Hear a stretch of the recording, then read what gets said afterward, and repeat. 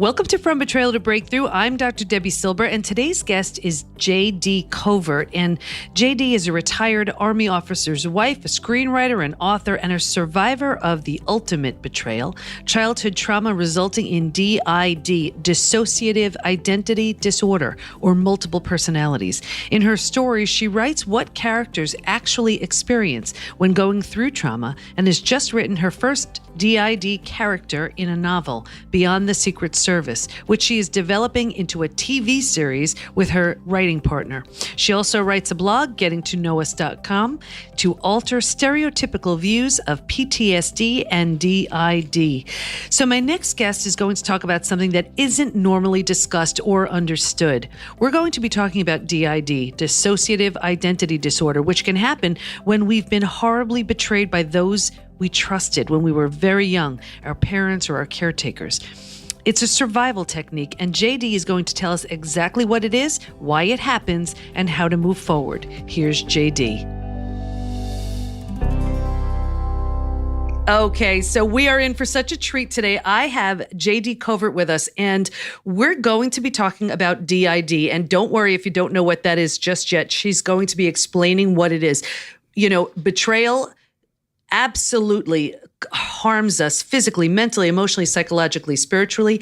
And what it can also do is create D.I.D. And JD will be sharing with us what that's all about and what to do about it. So welcome, JD. Thank you very much. So tell us, let's just start with, what is D.I.D.? D.I.D is dissociative identity disorder, or the common name is multiple personalities. And the truth of the matter is every human being is born with the ability to split, although it's nothing like the movie Split, and it's nothing like Fight Club or some of the other fictional works that you see about D.I.D. D.I.D is something that happens to children, and if trauma happens to you after you're 8 or 9 years old, you will not develop multiple personalities. But what happens is it's a normal defense mechanism. It happens in our autonomic nervous system. I'm not going to go into great detail. If you're more interested in how it forms, I do have an ebook on my website that's totally free. You can download it and read more about how it forms. But for the sake of time, we're just going to say right now, everybody has the ability to split. It happens in our autonomic nervous system. The part that really, to me, hits on the betrayal is the fact that in our autonomic nervous system, it's formed in our hippocampus. And our hippocampus isn't matured until we're 18 months to 2 years old. And so therefore, we are very dependent on the people in our life in order to nurture us and teach us how to operate in the social engagement system of our brain. And if we don't have someone teaching us how to operate in that system, we learn how to function in the reptilian portion of our brain, and we all know that as fight and flight and feigning death. Feigning death leads to dissociation, of course, the first word in dissociative identity disorder. So you come into this world, there's your shock, and after that shock, you have people who are taking care of you, and they're nurturing you, and they're feeding you, and they're making sure you're warm. The trauma has to be that you fear for your life. And so if a child, as I was a baby, if a child fears for their life, they end up learning to operate in the reptilian social system. Their DNA literally changes, and they start producing twice as much adrenaline, and every type of reaction that happens is more pronounced. It's fight or flight or feigning death.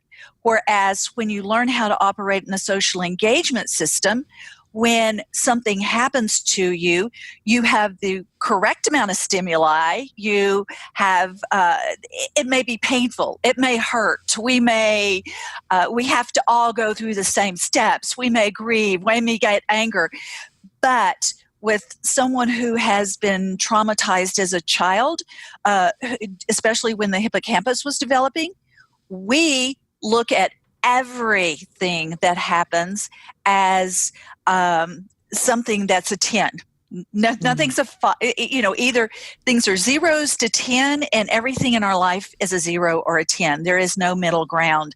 So so that's why I call it the ultimate betrayal, is because when you've been traumatized as a child by that person who was supposed to be, that you have this unwritten contract with, that they're going to nurture you and take care of you and love you. And it doesn't have to necessarily be a parent. It could be in a daycare situation. It could be in an orphanage. It can be, sometimes it may not happen until it's that bully at school when you're in kindergarten or you're in daycare and there's a bully in daycare. So don't think I'm knocking parents here. But when we're in that situation, our bodies learn to react in such a strong way that we are stuck basically in the first 4 stages of betrayal and don't even know it. And so I just want to sum up what you said so far, and then I absolutely want you to keep going with this. So it sounds like, if I'm getting this correct, that only when we're at a very young age, because our brains are not totally formed yet. Yes. And when we're traumatized at that age by a parent, by a caretaker, by someone who we expect, even at a very young age, to care for us, that's when this can happen. And betrayal is the breaking of that spoken or unspoken rule. So in the case of a child, that unspoken rule is, I listen to you, you keep me safe. Yes. Okay. And when that betrayal happens, we all have parts, and a lot of people go, no. But think about it. If you look at parts as being our experiences, and everyone says this, part of me wants to do this, part of me doesn't want to do this. It's because why? One time that was a really good experience, and then the next time it wasn't. And we can apply that to so much. And so when you realize that we all have parts, then it's a little bit easier to understand. So you have this child. This child is in fear for their well-being, for their life, basically. And think about a child. When you were a child, things that are not scary to you now were being fearful, and you were scared to death when you were a child. So, we're talking a child here. So they are scared to death, and their only reaction is feigning death. Because think about it. How many times has a kid tried to run, and you can pick them up and you can hold them and confine their arms? There's just so much that you can do to children. Children can't fight, and they can't flee. So all they have is feigning death, which feigning death leads to dissociation. Dissociation leads to us at that tender age breaking off that part or that fearful experience. And because we can't deal with that, we have the amnesia that comes with it and don't think about it. So next time you're triggered, something similar happens, similar to that fearful experience, that alter is triggered and that alter comes out. So the child itself may not know all this trauma is happening to them. They may not see or feel the fear or anything. And so that's where, when you find out your D.I.D, you feel like you've even betrayed yourself. Wow. Because we have this unwritten law that we know everything that happened to us, and we remember everything that happened to us. And all of a sudden you're being told by someone that you don't. It was very, very hard, because people, I remembered years when people would say that I did this, that, or the other, and I absolutely did not remember it. Wow. And And I imagine it's a protective mechanism. I mean, it thank is. goodness you didn't remember. Exactly. Yeah, or you dissociated when this trauma was happening. So at what point at what age was this happening for you? Do you remember the age, or were you told the I age? don't. One of the ways I do know the age is because I have nonverbals. And whenever a trauma occurs, your alter is that age. So one of the things when you start working with a therapist and you start remembering things, because when you start talking to your alters and healing them, sometimes an alter doesn't need you to know what happened to them. They just need to know, I protected you. I need you to be respectful of what I did for you and not hate me. Then you don't have to know. But nonverbals are the children, the trauma that happened before you were able to talk. And they're the ones that give you nightmares. They're the ones who give you the physical symptoms that no doctor can figure out what's wrong with you, and they just do not go away, and no medication, no anything can help. So I have just tons and tons of nonverbal personalities, which says that my trauma has been ongoing since possibly birth. Wow. So and I imagine you need a very qualified therapist who specializes, or at the very least completely understands this type of therapy. And take us into, because I can't even imagine what it must be like to be, let's say, be in contact or hear from or feel, these nonverbals. So what is that frightening? Is it comforting? What's the experience?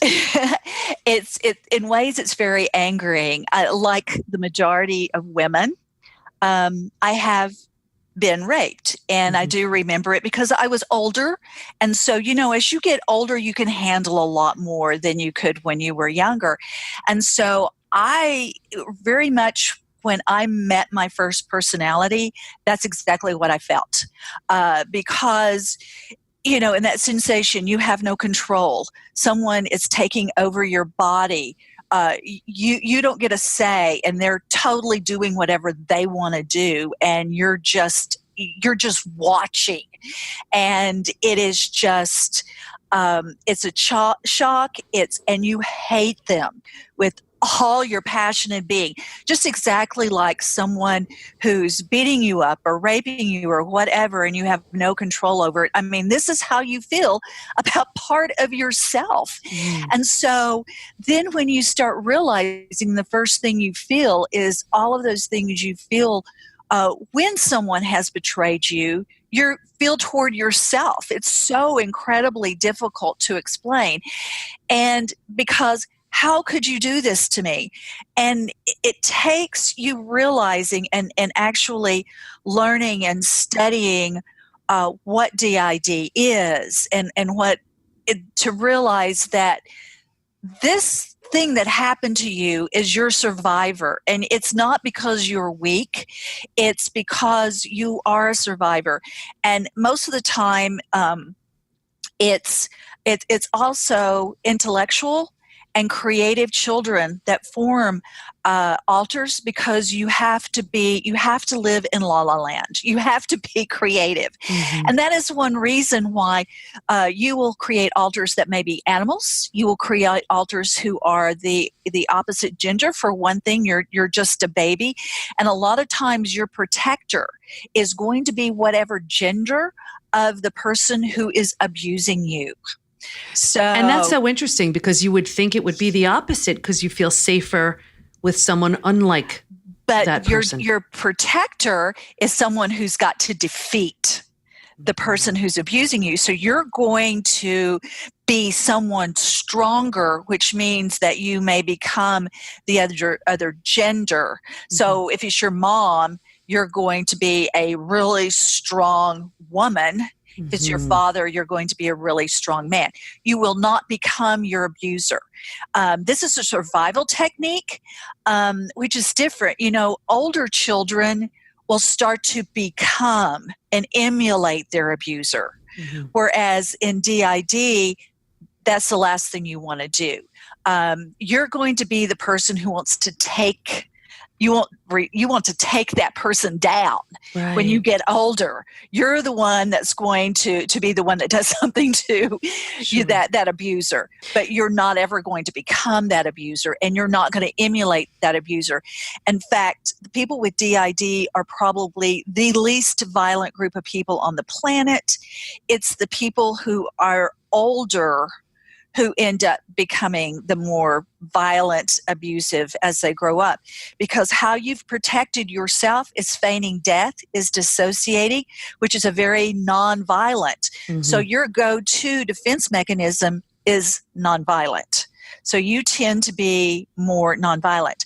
Now, your protector is going to protect you, and sometimes your protector, especially as you get older, if you start learning how to be more defense mechanisms, Mm-hmm. your protector may be more aggressive and better able to protect you. My protector fought off a pit bull that was attacking my dog. Wow. Wow. Yeah. So it's like, what normal person is going to fight a pit bull? I mean, that's And attacking win. another dog and win. Exactly. Who's going to do that? Wow. No, not a normal person. But my protector, because that is my protector's only focus, they don't worry or think about anything else. They're just going to protect. Mm-hmm. And it wasn't protecting me. It was protecting my dog. Right. So it doesn't have to be you, but you are a survivor, and that's your protector is survivor mode, and you will do anything in order to protect. And you know what? Protectors could be just putting up boundaries. Mm-hmm. Deviants, because remember, we're talking children.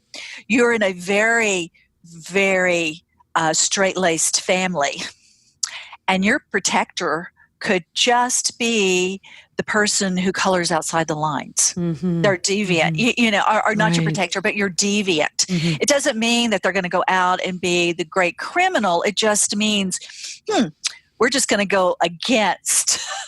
The deviant is the personality who just goes against the core beliefs that the host holds. And because they're a child and they're protecting themselves, Mm-hmm. then their deviant is probably just going to be someone that you actually may like a lot more. So now, JD, do you, as the host, do Mm-hmm. you know, and did you know when another personality was taking over, or do you feel something? Not until after I was diagnosed. I was totally 100% unaware of it. When I was actually, I was finally diagnosed because of equine therapy. I was diagnosed for decades with PTSD. And of course, they've come out with new therapies, and, no therapy was helping or working or whatever.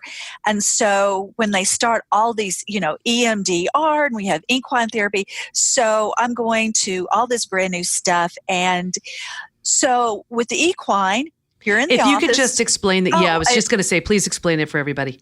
Okay, equine therapy is working with horses. Mm-hmm. Okay. So,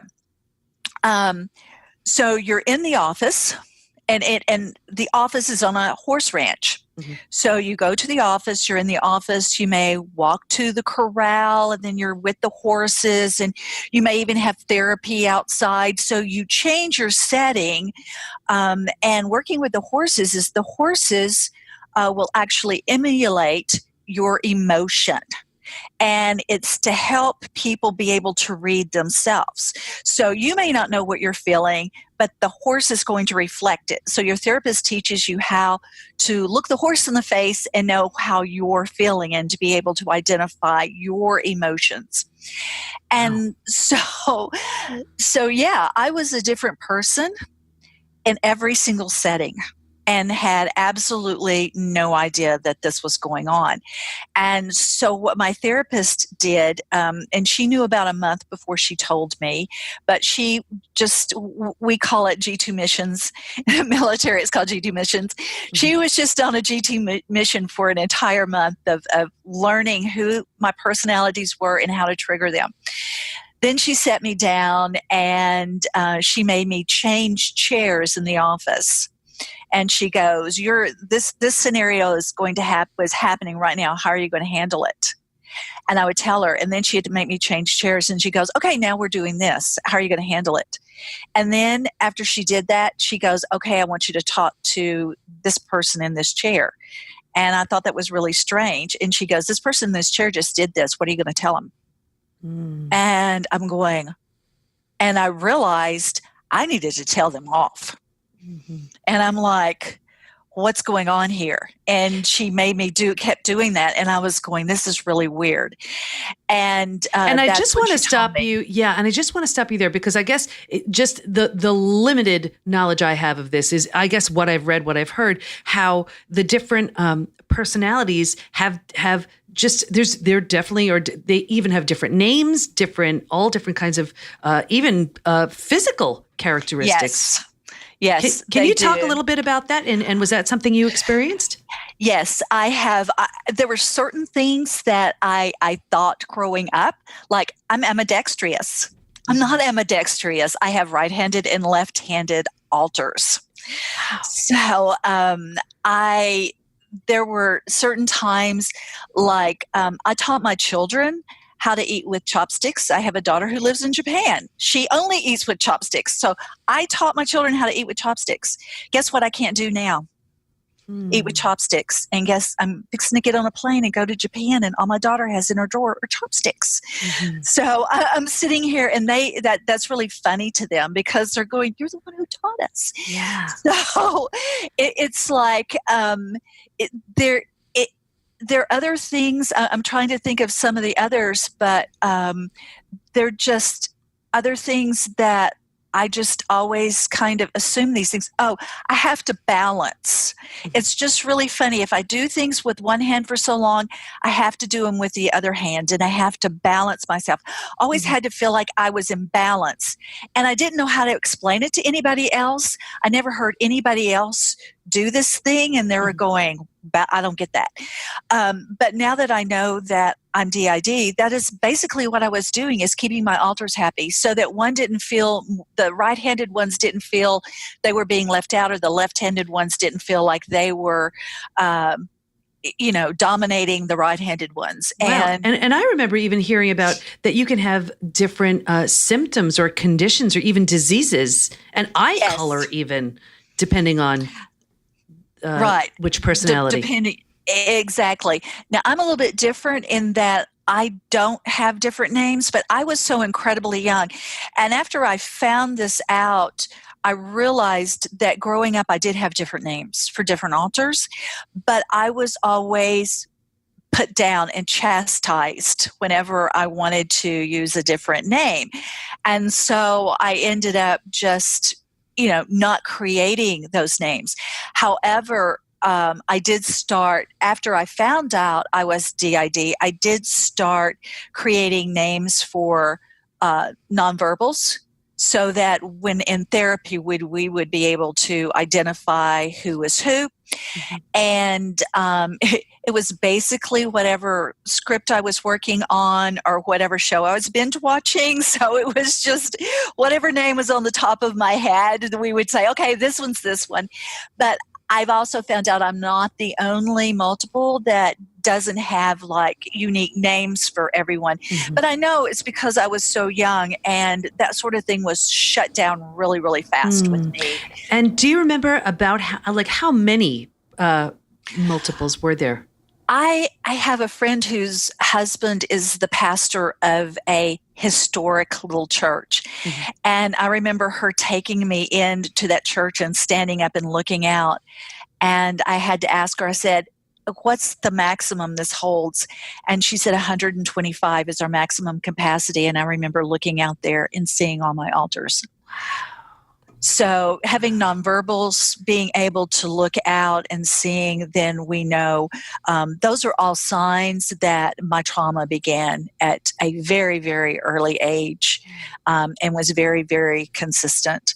So I don't, what I do remember, most of what I do remember is not traumatic enough to have actually caused a DID. Mm-hmm. And I know every time we introduce to a new alter, it's like their somatic symptoms or the nightmares or the whatever are terrible. But as soon as I recognize that alter and start working with them, it's like, okay, I exist. This happened to me. I'm good. And I'm like, so I'm not going to get to find out what happened? You don't need to know. And that's a consistent message that you get, like where it's you just don't need to know. So how do you?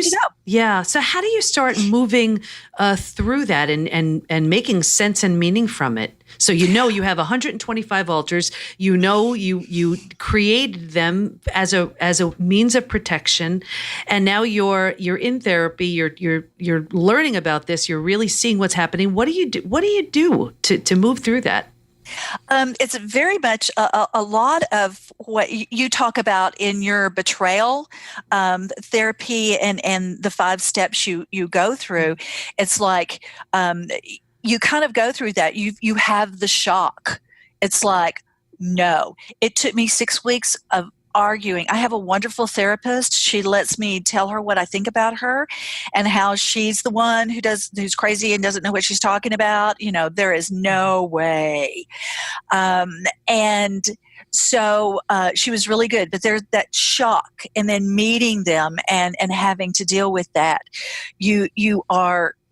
It's just horrible. And then you realize all of this was for survival. You were the ultimate survival. Anything that you needed to do, every one of your alters was created to survive. So when you look at all your alters, you go, wow, I survived that many situations. So you have to start looking at yourself as a survivor. But the horrible thing is how you survived was dissociating. And so now it's your go-to. So every time you have a betrayal, every time you have a trauma, you're going to dissociate and create a new personality. So you got to stop that. Mm-hmm. And I'm going to get really practical. So let's say there is another trauma. Your go-to is to create another personality. How do you know when you're feeling that or going down that road and you actually can stop yourself? Only after I found out I was D.I.D. and I started recognizing when I was triggered and started recognizing the signs of going into it, started healing. And in the past, they wanted you to assimilate. Well, they've discovered, doesn't work very well. So we work as a system. And I kind of like to think of it as an orange. So everybody is an orange. And whenever you're a single, all your slices are together, all your sections are put together. With D.I.D., your sections have separated. Mm. Now, you can never put your sections back together, but you're still an orange. But you can resemble those, and we can, put a new shield around them. We can kind of look like an orange in function. And when you learn to work as a system, you learn how to call up that alter that best works in that situation. Mm-hmm. So if you need a protector, then it's like, it's okay for my protector to come out because I need a protector right now. Mm-hmm. As long as we have an agreement, we stay co-conscious so that we don't, no one has amnesia. And that's the hardest part, is realizing that fading out. And once you realize you're an alter and you start fading out, you go, oh. So you feel it. So, and I'm hearing you referring to you collectively as we. Is that something that will always be there? The we? Yes, the we will always be there. Mm-hmm. But it's once they feel like the core, the host, whatever you want to call it, because everybody has a different name. Mm-hmm. It's just me. Mm-hmm. So once they learn to recognize that the core is going to be able to take care of themselves, because alters were created because the core wasn't able to take care of themselves. Mm-hmm. So once they learn the core can take care of themselves, the core is going to use us whenever she needs to use us. Mm-hmm. And she's going to call on us when she needs to. And that let's just all stay co-conscious. We're the same person. We all like each other. I acknowledge them as someone beneficial. They're not out to hurt me. They are actually to my benefit. And having them and calling on whoever I need is actually gives me a sixth sense that other people don't have. I have, because of what I've gone through, I have the post-traumatic growth. Mm-hmm, mm-hmm. And so all of these things are very beneficial. So as long as everyone's looking at life as a positive experience and that we're working together, we're all working together to survive, that they don't have to survive for all of us, then we can work together as a system and stay co-conscious. And it's the closest thing we have to being a single. And so it just gets to be, I don't know. I've talked to people who have worked together as a system for a really, really long time, and they are just almost feel just very much like a singlet is kind of the phrase, but just a way to manage it, I guess. So we're going to be wrapping up, but I really want to address before we do, how do you move through the anger? Is forgiveness a part of this? And because there's so much, I guess, like you said, you feel you were betrayed. You felt that you betrayed yourself. So what do you do with the anger? And let's talk about forgiveness. We have about a minute or two left. Okay, I am forgiveness. You have to forgive, but forgiveness is for yourself. It is not. It's working on trust. But all the steps that you do with betrayal, that's exactly what you have to do. And sometimes you have to do that with all your alters. Your family betrayed you. Sometimes you have to walk away from your family. Your family was the toxic thing. That's really hard to realize that your family betrayed you, and you have to deal with that betrayal. You have to deal with personal betrayal because you betrayed yourself. And I know that you've talked about that, your personal betrayal. Mm-hmm. The thing with us is this. The only reason that, say, there was someone that went through your program and they go, oh, that was not that seems to be working. It's very beneficial. They go through it and then they go, whoops, it's not working anymore. That would be me. And the reason why is because every single one of my personalities would need to go through it. Oh, so if one personality went through it and they were healed, it's like, all right, you're great. But then the other one goes, well, you're healed. What about me? So I can't. So I'll blame that then on anybody who doesn't like my program. Exactly. You go. You need to go be checked out because, and that is what's so frustrating. Of course, I'm kidding. Yes, but that is what is so frustrating about D.I.D. is you start getting better through something like this, and then you go, whoa. Well, now knowing that I'm D.I.D., it's like I know that all of us have to get together as a group. All of us have to work through the betrayal. And now that we can do it as a system, then we're all doing it at the same time instead of having to do one at a time, which is the beauty of having a correct diagnosis. Oh, that's just so brilliant. And JD, just to wrap it up, what do you want to make sure everyone knows before we close? It is, we're not, D.I.D. people are absolutely not scary. And also it's one of the least diagnosed things in emotional injuries in the world, because even people who are doing their PhD work in therapy and in counseling, I just had an intern and asked him, he's still in school, graduating in May, and I had to ask him, what did you learn about D.I.D? And he goes, I'm learning it from you. Because they were taught, just like everybody 20 years ago, that it's so rare, you're never going to have a patient with D.I.D. And so we're not even going to spend the time to address this issue. So I think the prevalence is so much greater than what we think, because so many people with DID can live very productive, successful lives. And so it just gets totally overlooked. But we will suffer from depression, and because it is so frustrating and so confusing, and all the other things you suffer with betrayal, that's exactly what we suffer with. And it can so be dismissed as everything else under the world. Wow. Well, JD, thank you so much, first of all, for your bravery, for really sharing all this information, because I'm sure I didn't know anything really about DID, and you really shed lots of light on it. And it's just so important to know, and it's something that needs so much more attention. So thank you. I am just so grateful for you sharing your story, your experience, and your wisdom. Thank you very much. And I will say this, if you want to know more about DID or PTSD, on my website, gettingtoknowus.com, there's a blog, but there's also 2 free ebooks on there. So, so if you want to know more and what it is, then, be sure and check those out. And we'll be sure to have all the information in the show notes as well. JD, again, thank you so much. Thank you for having me. It's been wonderful. Wow, I learned so much during my conversation with JD, and I hope you did too.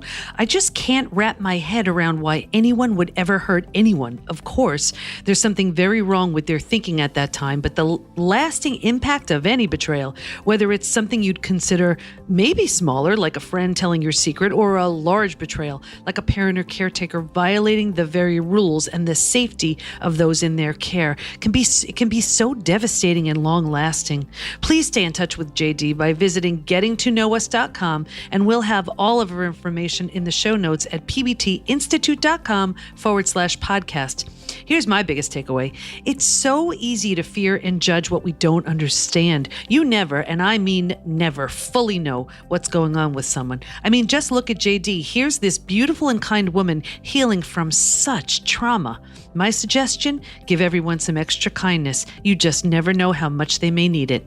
So I'll start by giving you a gift. Head over to pbtinstitute.com and receive my gift of how your biggest crisis reveals your greatest gift.